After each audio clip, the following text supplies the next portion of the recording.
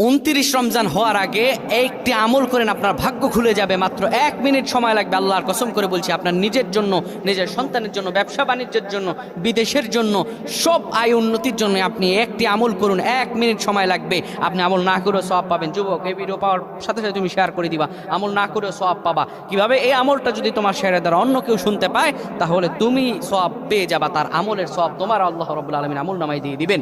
সুতরাং এই আমল আল্লাহর খাস নাম, খাস নামের আমল।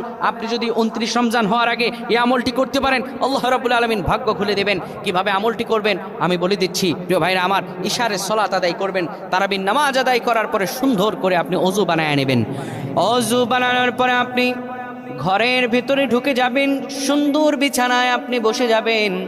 আপনি এবার যখন পবিত্র বিছানায় ঘুমাবেন, একদম পুত পবিত্র হয়ে ঘুমাবেন।